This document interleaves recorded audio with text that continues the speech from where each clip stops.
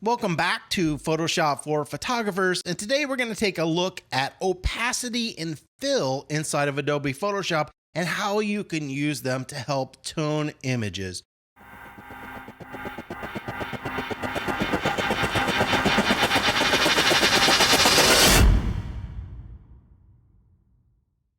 A lot of people who are learning Photoshop can get obsessed with these really cool effects and not take time to learn basic toning skills.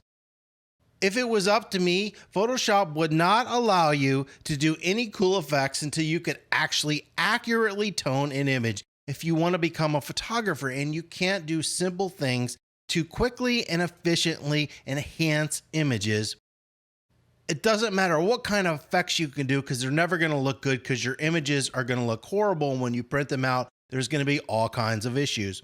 Now, I teach photography and I see the process. Students think they're doing a good job, but in fact, a lot of times images are way too dark, way too contrasty. It's not their fault. They just don't know where an image should be to look and print good. Now, there's not much I can do in tutorial videos to kind of help people along with this process, but to stress, you need to learn to be able to do this basic toning before you move to some of these advanced techniques that we're going to start getting into in the coming weeks. So please take your time. If you need to go over these videos 2 or 3 times, do that. You need to efficiently be able to tone an image really quickly and really well. So we're going to go ahead and take a look at this image, and we're going to do some basic adjustments here. And a lot of this will be a little bit of review, but I think review or repetition is always good for retention value. The first thing we're going to do here is take a look at the profile, and we're going to leave this at Adobe Color. There's no people in this image, and any color that we have is going to be good. So we're going to go ahead and leave that. We can come in here and do an auto white balance to see what that looks like. Now, looks like this is kind of a cold, wintry day. We've got a little sun coming through here, so it probably is a little bit cyan. Now, if you do want to warm your image up, you can easily kind of warm this image up a little bit and keep it from getting so cool. It really depends on what you want to do and how you want your image to look. So that looks pretty good. We're going to lower the contrast.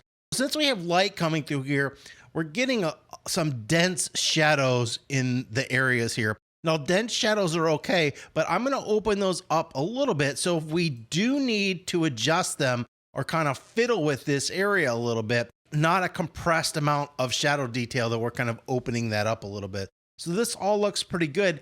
That's really all I'm going to do. I'm going to come over here to the brush. Now, the brush is going to allow me to specifically brighten any areas that I might want to brighten.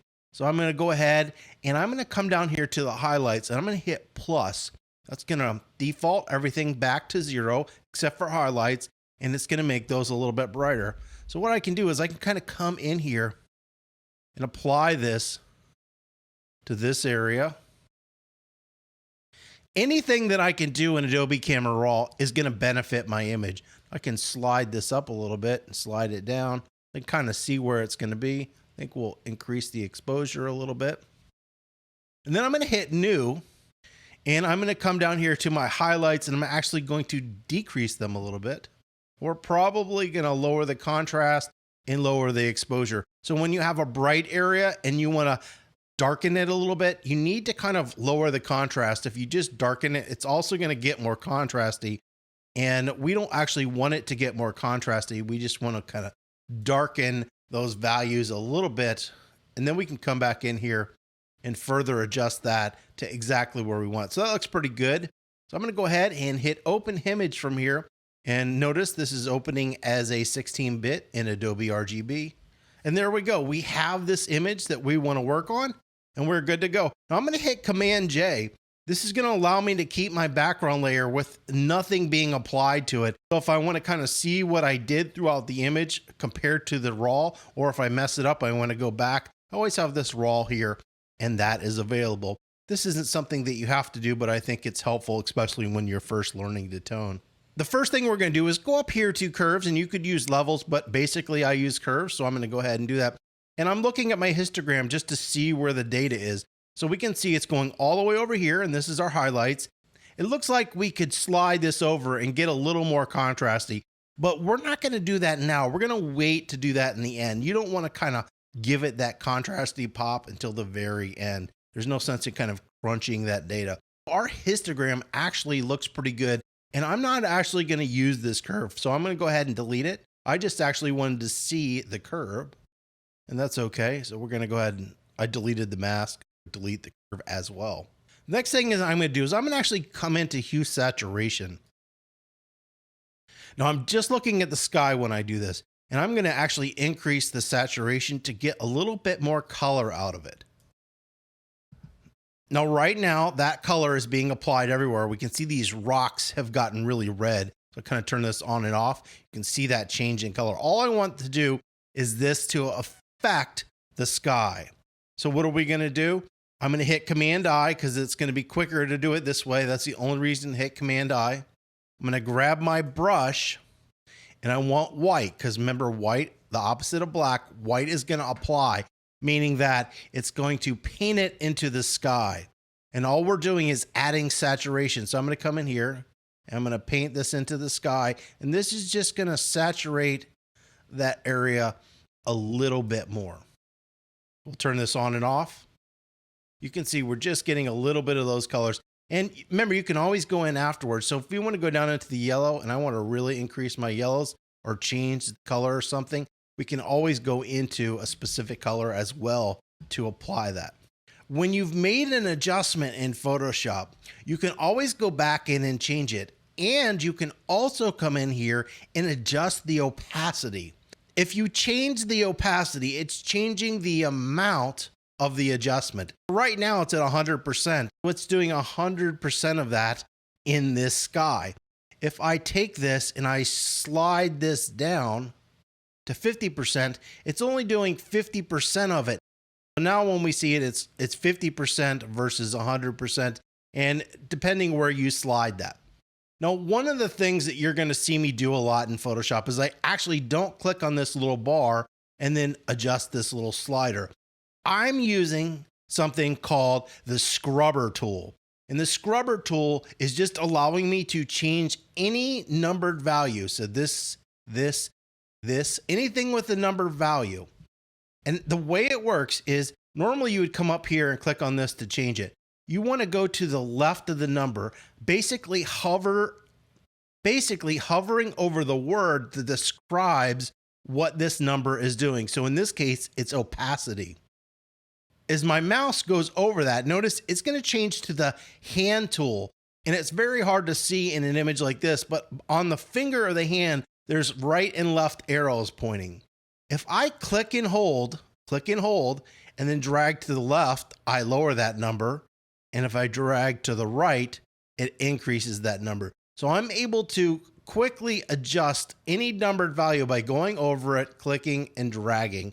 It's a lot easier than having to click on something. You could also go in here and just manually type a number to get it however you want. But in this case, we're just going to leave this to 100. Now I'm going to create a new layer down here. I'm going to fill this with white.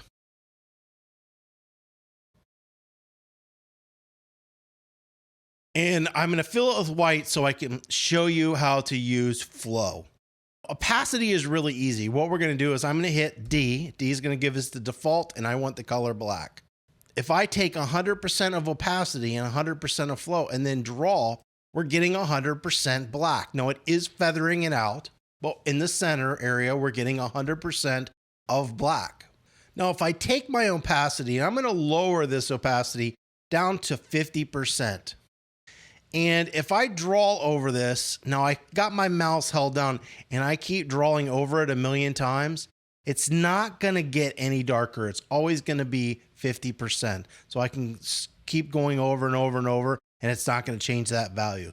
But if I let go of my mouse and then paint over it again, it's going to make it darker. And then when I click off my mouse and paint over it again, it's going to get darker until eventually it becomes black. That is how opacity works. Flow is a little bit different than opacity. And this is the main reason I have to say I actually prefer flow over opacity.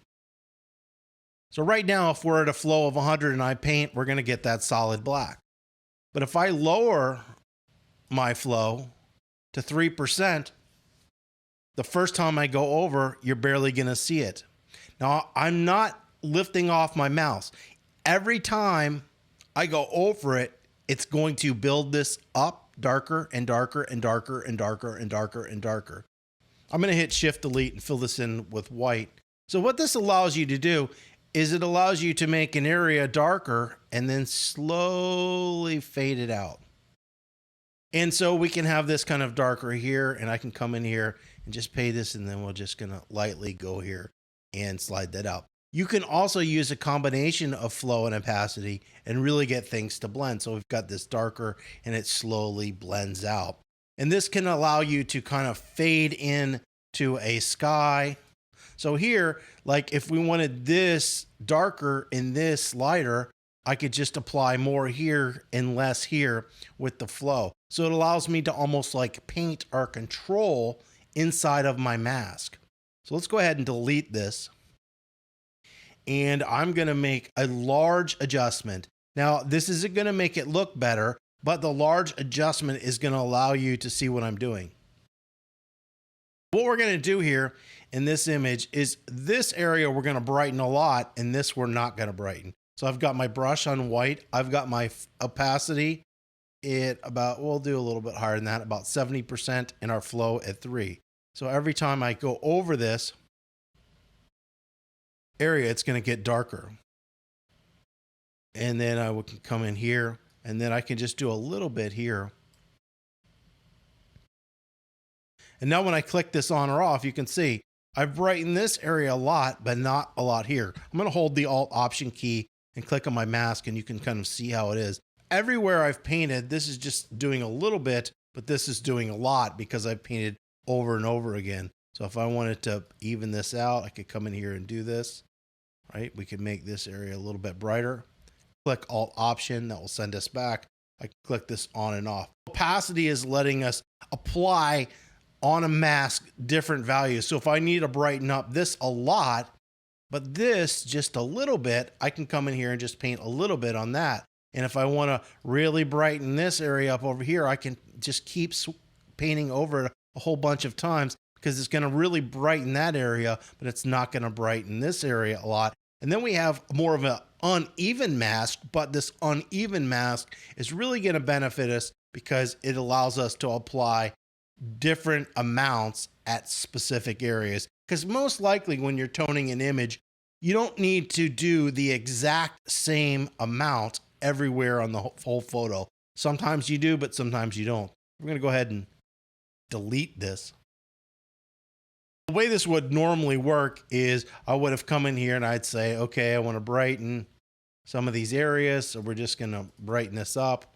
I'm going to hit Command I. I'm going to grab my brush tool. We're going to make everything back up at 100%. And then I can just apply that everywhere. Well, that's a very flat way to do this. And it might look good. It might look okay, but maybe I don't want this area over here to be brightened, but I want this area to be brightened. So we're going to hit Command Z and go back in time.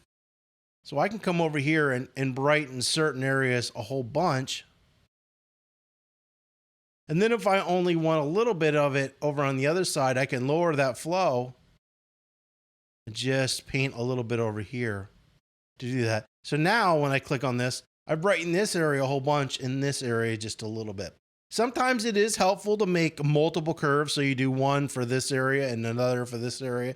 But sometimes it's good to just either lower your opacity or flow to apply different amounts in different areas. And what's great about it is, so I can come in here and do this. And then if I think it got too bright, I can easily just flip my color back to black and paint over it a little bit and just kind of reapply some darkness to change that. Now, if I do this and I think the whole thing got a little bit too bright, I can always come back into my opacity of the layer so I can dial that out to get it exactly where I want it.